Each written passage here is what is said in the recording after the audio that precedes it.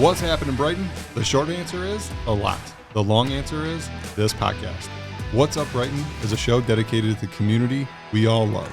Hosted by Roger Burnett, Eric Meldrum, and Coach Mark Howell, this podcast will feature news, issues, and discussions impacting Livingston County and celebrate the people who make our slice of Michigan go and grow. This is What's Up Brighton. What's happening, Brighton? I'm Roger. Over there is Eric. And usually over here in the corner, we would have the coach. Yeah, he's out. He's out doing coach stuff. He is doing coach stuff. He's coaching. He's doing all the coaching. Yeah. I think it might be a little louder and a little more boisterous than maybe his in the studio behavior. He can bring the energy. He definitely can bring the energy. Yeah, it's good. We've high hopes for the team this year.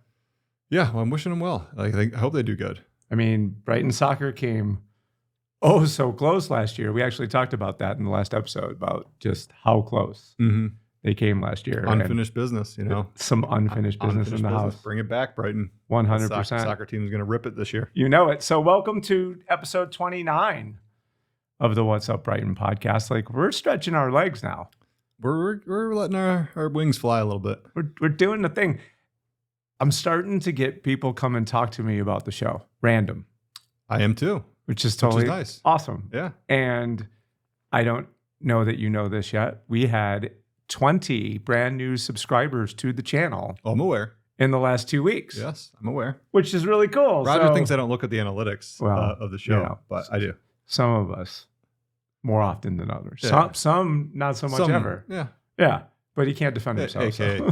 He's not here, so we can talk about him. He can't defend himself, so no, you know. But that's like, if there's something that makes me feel like, okay, should keep her going, is the fact that we're getting people who are like, you know what? I'd be interested in hearing what they might have to say every week. Maybe you don't watch them all, but at least you're willing to get the notification. That's pretty cool. I'm okay with that. As long as you want to be on the notification list, happy to do it. Solid. You know, it's cool because, you know, I had a message, I was sharing this with you before the show. Like, somebody reached out and said, hey, I've been watching the show since the very beginning. And I think that was like, what was that, maybe episode like 23, 24. Okay. Right, a couple weeks ago. Sure.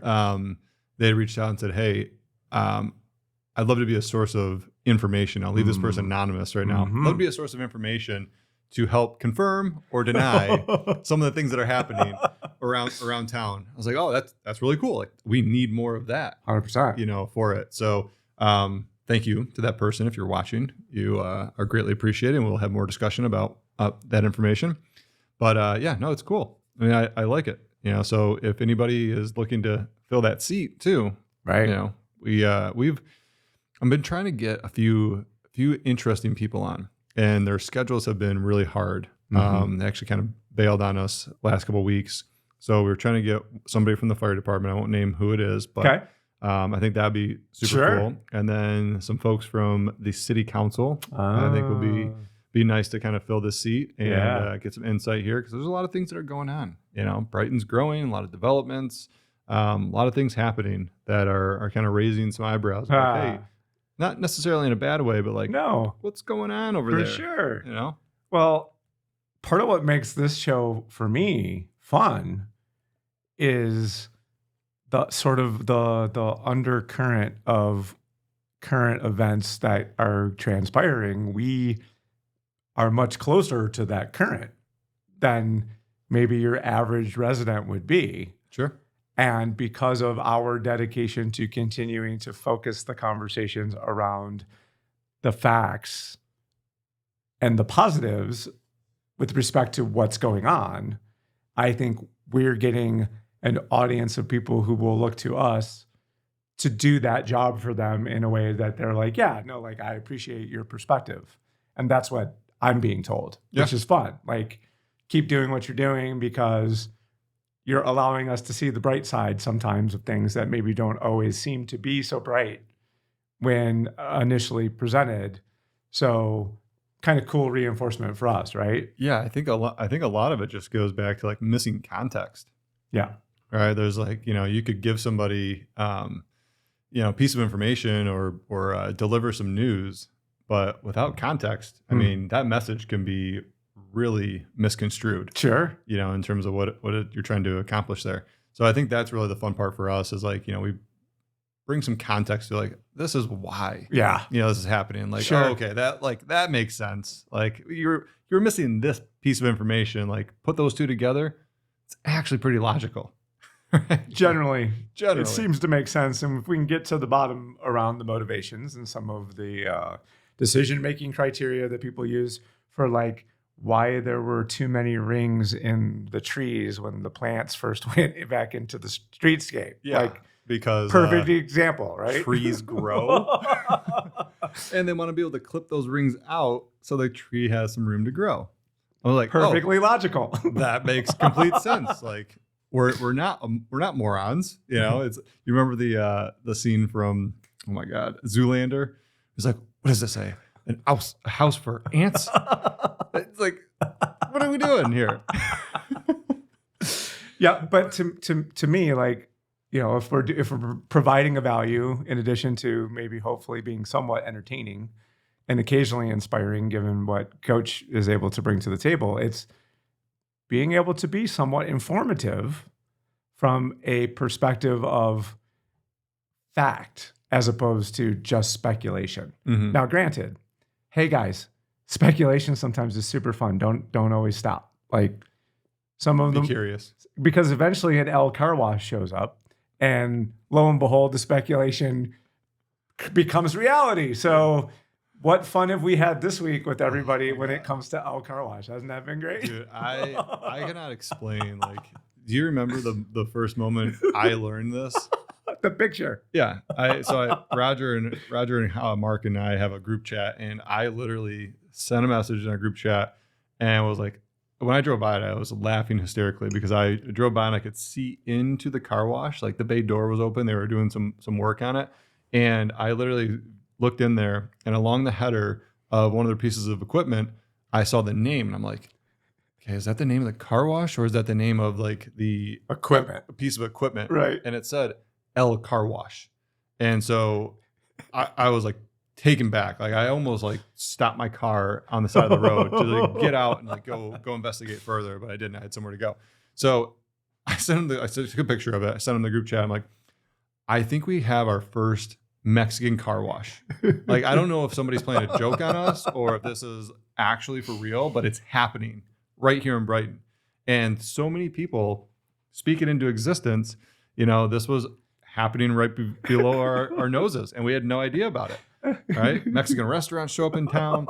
Car washes start showing up in town. Credit unions, banks, and even to the point where my girl, like my youngest Chloe, she said this to me when we were driving. She's like, "Why are there so many banks in Brighton?" And I'm like, "Who told you to say that? Who told you? Did mom tell you to say that?" She's like, "No, it's a question. Like, why are there so many banks in Brighton?" I'm like, "Where do you see so many banks?" She's like, everywhere I turn. Turn over here, turn over. Like, oh my God. But anyways, the El Car Wash is for real. Like, I looked it up on the property records, and apparently this is a company that's in Florida. Sure. I mean, this business has been established. It's not like brand new. Like, no. It's such a coincidence. And I find it so ironic to the temperature and the climate of everything here in Brighton. And as I stare at the post that has now gotten 10,000 reach. Yeah. It's a hot topic. And, points of disdain, obviously the paint job. People are not fans of the Miami Vice paint job. The Miami Vice, yeah. Yeah, but then on the other hand, there are the occasional, I love the paint job. It reminds me of the 80s, which I remember this paint job. I remember Miami. Like, to me, it's like, maybe this is where the people who identify with that era, who maybe have a fancy car, want to go to the El Car Wash with its white and teal and pink. And it is the official car wash of the Detroit Lions, after all. Didn't know that. Which apparently is another reason for disdain. How do you get to be on that list? We'll come back to disdain anyway, but like, how do you get the official car wash of the Detroit Lions when you have one location in Michigan? I think that might just be money. Is that self-proclaimed? Self-proclaimed. I bought the rights to that. Yeah, maybe, who knows, right? Like Self-proclaimed. Like if we showed this to the Lions, like the Lions be like, we have no affiliation with that car wash whatsoever. We are going to send them a cease and desist immediately. Jax is protesting. No, you must be with the Detroit-based car wash. How can this be? It's a blasphemy. The official car wash of the Detroit Lions. I don't know that there's one Detroit Lions player that lives in Brighton. You know, of all of the choices to make, to just draw that natural correlation, maybe some NIL money for somebody closer to home. I mean, I don't know. Could be. I don't know. Here we go speculating again. Here we go. Here we go speculating. 100%. But there was some disdain about that. Huge disdain. Massive disdain. We don't want to get our car washed at this place because of the Detroit Lions. And I thought we had some of the best fans ever, but why? Apparently, you know, that's over the line, I guess. Huh? I don't know. Okay. That guy Ed, he was adamant. That's pretty it. Adamant. There was going to be no car washes for him. Well, good news for Ed is there's a lot more options. Plenty of choices. A lot more game in town nowadays on the car wash front. That is for sure.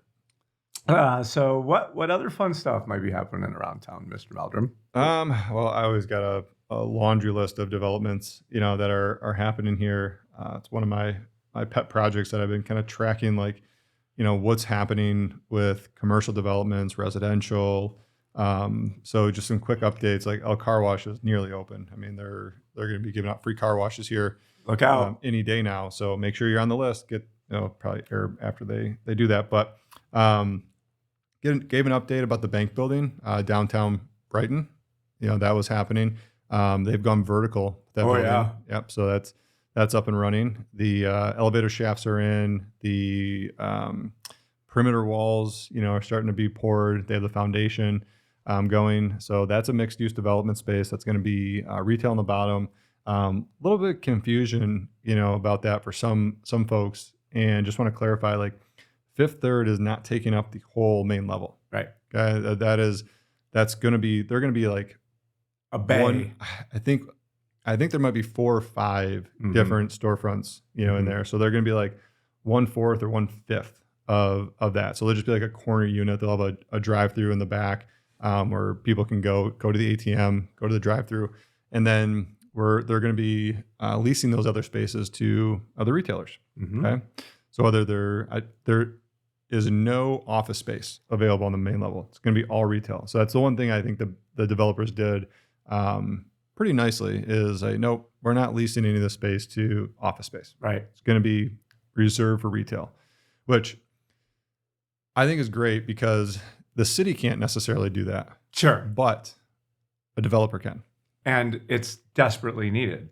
It is. So good on you. Yeah. For doing that. And then we're still waiting to find out who might grace the top of said building with another culinary choice for us here in downtown. So yeah. So the third story will be a restaurant. Second level is going to be office space, which I think is fine. I think more people. We were talking about this with Matt Schaefer, when he was here, you know, and he was talking about that as well. He's like, you need people that are working downtown or some anchor tenants, as it were. You got to have somebody down there to, you know, frequent. But I don't think any of the restaurants are really hurting at lunch hour. I'm down there pretty much all the time. It's bustling. Yeah. In the summer. I think the winter, different story. They could use that a little bit for more. Sure. Are you or a loved one struggling with the effects of stroke? The Oxford Center in Brighton, Michigan offers a cutting-edge alternative stroke treatment that can help stroke victims even years after having a stroke. Our approach combines traditional medicine with evidence-based alternative therapies, including hyperbaric oxygen therapy. This advanced treatment involves breathing pure oxygen in a specialized environment that can stimulate the growth of new blood vessels and promote healing in the brain. We also offer physical therapy, speech therapy, and occupational therapy programs to help patients regain their strength, coordination, and ability to communicate. Time is of the essence when it comes to stroke recovery. Contact the Oxford Center today at 248-486-3636 or visit our website at theoxfordcenter.com to learn more about our alternative stroke treatment options, including hyperbaric oxygen therapy. That's 248-486-3636 or visit theoxfordcenter.com. And then CVS. right on Main Street and Grand River announced they were closing, which that's a very large footprint. So and it will be very interesting to see what happens there. Is that CVS and the one on Old 23 and Grand River also closing? Are all CVSs closing? I cannot. Just like Rite Aid? All I can tell you is, again, another very viral post that we had was the announcement of the closure of CVS at Brighton and Main Street and Grand River, the main one, which, I mean, you know, that could transform that entire spot. Oh, I was just literally thinking, like, what could go in there? All right. What sort of attraction place where people can go hang out would be great for that. But then you still got the autos, like O'Reilly's right there. But think about this. All right. So allow us to dream for a moment. You make the current main entrance not an entrance, and you enter from facing Brighton Road, and you make it 2 or 3 things. So you got to come around the corner from the parking lot to get into those doors. And now instead of it being 1 storefront, it could be 3. Interesting. And you could 1, 2, holy cow. I mean, it certainly is feasible. Whether or not it's doable or not is a different story, right? But so you're proposing actually putting a new building? No. Okay. So the current entrance is alongside the Thai Express, Auto Zone, and the Sushi Zen.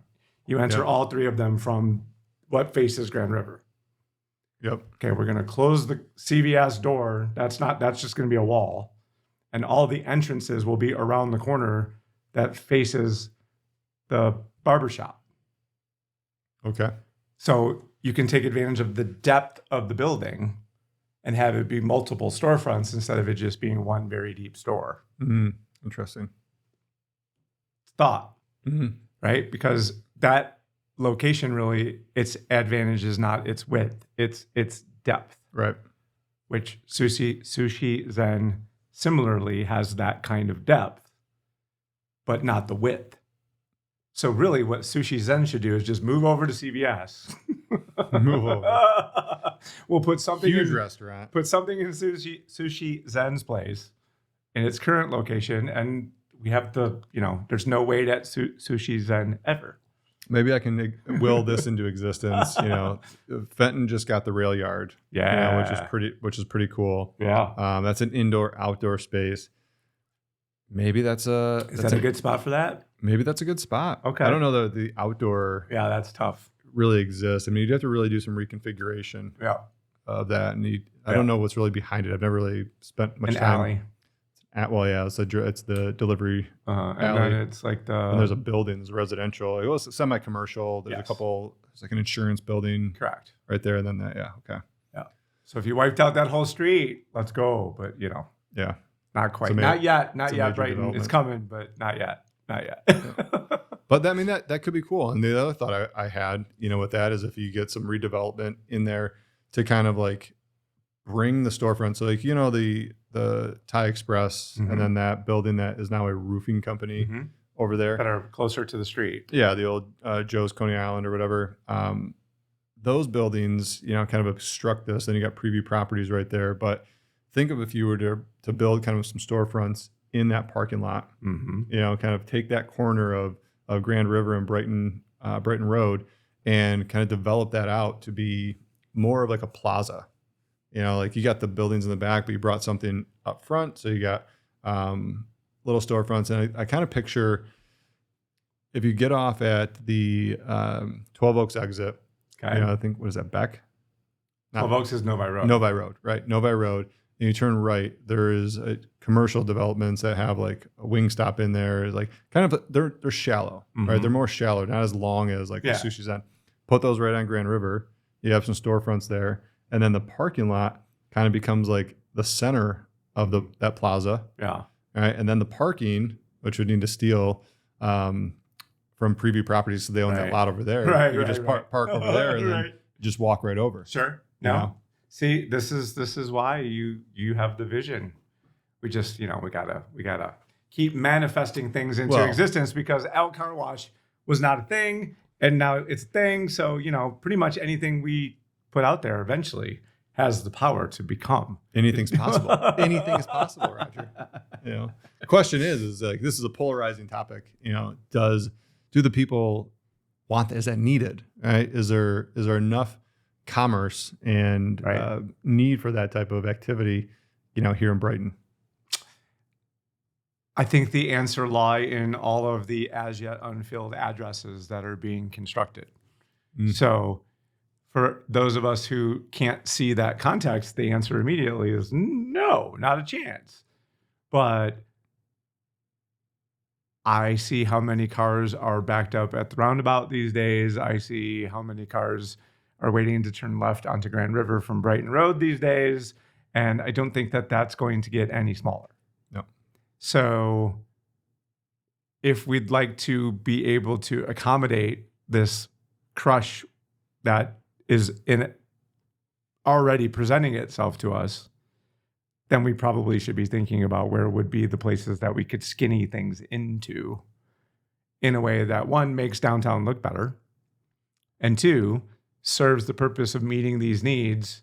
Like, I don't know that we want downtown Brighton to have a Five Guys and every other chain restaurant in the corner plaza. Mm-hmm.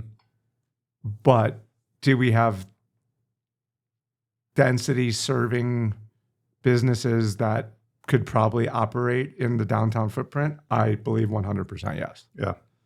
Yeah, it becomes such a challenge because Grand River is such a thoroughway, right?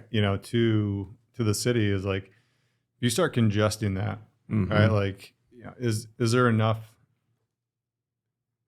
need for that type of development on the corner there, where it's like, okay, you start getting that congested right in that corridor.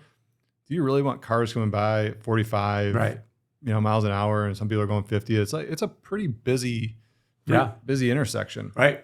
So like, do you skinny that down, and then you got traffic, coming, because there's no really good way around. Nope. You can't like come down Grand River and like, oh, I'm gonna head over to church and then like, go over and then I'll kind of like sneak around. It's like, no, that doesn't really work. And then those subdivisions, they don't want people, going through there. So it becomes more of a traffic challenge than like developers can do anything. Sure. And they're doing it, right? They're going to continue building downtown, but like the infrastructure, like when you look at a city like Plymouth or Northville, there's multiple ways around the downtown area. Very true.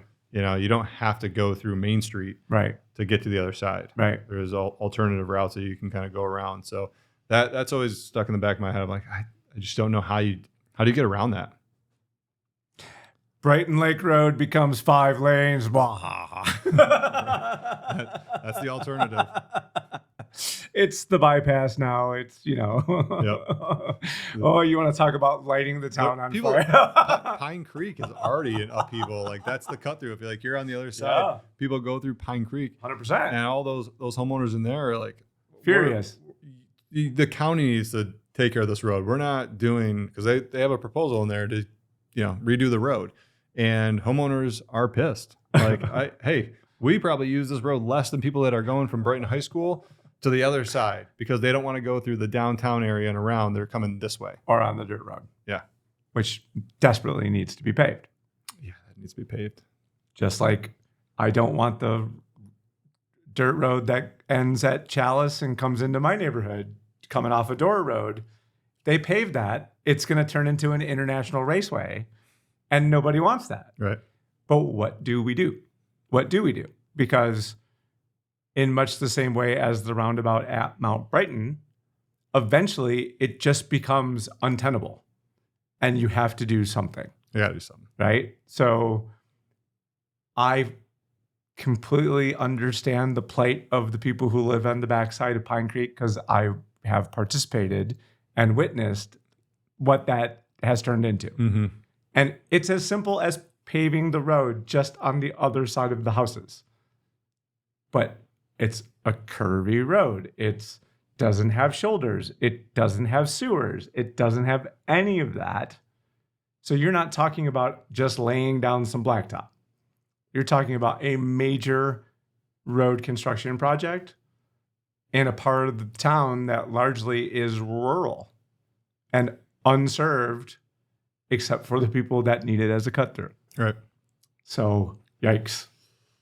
Yep. People moved back there because they wanted the seclusion. So it's the same people that moved south of 96 on Latson all those years ago that now suddenly, have awoken to the harsh reality of it's 65 miles an hour through there and it's all day, every day. Yep. And, that's a quality of life issue. And, you bought it for its rural character, only then to have it not be such. Yeah. Well, I mean, you touched on it, this is only to serve the new doors that are being opened. Right. In the area. Right. If they weren't building, wouldn't be having this issue. Right. But there's a big enough need for housing in the area that's happening. Yep. A lot of developments, and that there's some new, like, look at the 2nd Street condos. Right. People said those would never sell. Ugly, horrible, terrible location, small, they sold out very quickly, mind you. Didn't take very long. Doesn't seem to be vacant. No. By any stretch. And they've been resold multiple times. Yeah. And then those condos on Mill Pond, right, the luxury townhomes. Yeah. Those sold very quickly as well. Right. And they don't come on the market very often. People they don't. Like, we're good. Yeah. I mean, in so many ways, it's time for us to start having the people in to come continue this talk. So I'm glad that you've been performing the outreach that you are doing to try to get people in this chair to have some of these discussions so that we can point back to it, because whatever happens is going to happen, but let's get a reference point that we can then use to help when people are not in the know about things that are important that should be known. We serve as the role of reporter in order to be able to share that information with people who would care. Yeah, 100%. Yeah. Like there's, and I'm learning as we're going through this, like you and I were talking before the show, and I've been getting pieces of information, right? More people have been reaching out. Hey, like, hey, did you know this? And did you know that? And like, I don't have an opinion on it just yet. I'll keep my opinions to myself until I'm ready to share them, on it. But like the thing that riles people up the most is the fact that they hear a piece of information and they're like, well, why didn't anybody ask us? Right. Why didn't anybody ask us for our opinion on it? And it's like, well, these things are being talked about. It's not like this is all new. Yeah. You can be pissed about how it went down, right? If you didn't attend the meeting or anything, read the newsletter that went out or whatever, read the publication. These things are being talked about. Yep. Right. It's just, and I've lived here, 8 years now. And even to this day, I will say, like, I've probably had more communication about smaller things that really don't matter fed to me, as opposed to like learning, oh, there was a development that was proposed. Like, I'm on the same page. Like, why didn't anybody know? Right. Why isn't it talked about more? And like, yes, it gets released in the Livingston Post, but like, it's pre-development. Like, no plans are being done yet. Like, it's just kind of talked about. All right, pre-development proposal. Sure. And it's like, okay, that's interesting. And then next thing you know, fast forward 6 months and a building's going up. You're like, whoa, I thought this was a pre-development proposal. Right. Like, I didn't know it passed. When did that happen? All right. So I get it from that point of view, but my goal is to really kind of keep people updated on these things happening, that are ultimately going to affect quality of life, whether people are wanting to sell here, wanting to move out, for these reasons, or moving here for these reasons. Sure. At the end of the day, it's going to affect schools. It's going to affect, cost of living. It's going to affect the homes, here. The developments are taking shape. People are looking for kind of like, okay, do I make that move here? right? Yeah. Or do I not? Like, do I need to go a little bit further west? Like, depending on the lifestyle. And we always kind of go back to, people moved here because they wanted it as a small town. Well, oops. People moved to Plymouth and Northville and For the same Milford, reason, yeah. Same reason, but the population is so much more, than Brighton, and people are still moving there every single day for those very reasons. Sure. So I don't think we're going to have a shortage of people that boycott. Like, we're done. We're absolutely done.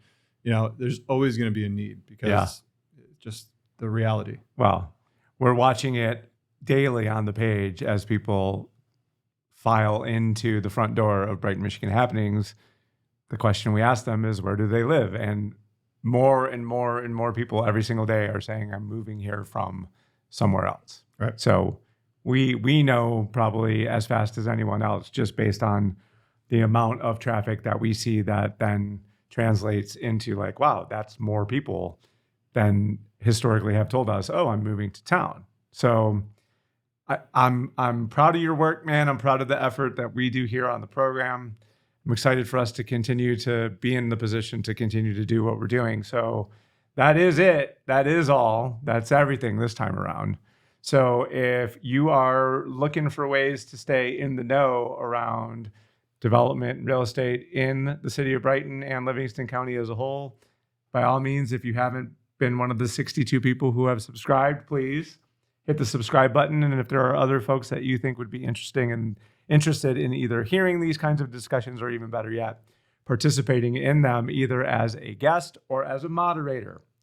We are looking for moderators. We're looking for people to join the community of approvers and deniers of all things Brighton, Michigan Happening. So if that is of interest to you, there is a means by which to do that via the page that will ultimately get you in connection with Eric. So until next time, my friend, this is Roger signing out.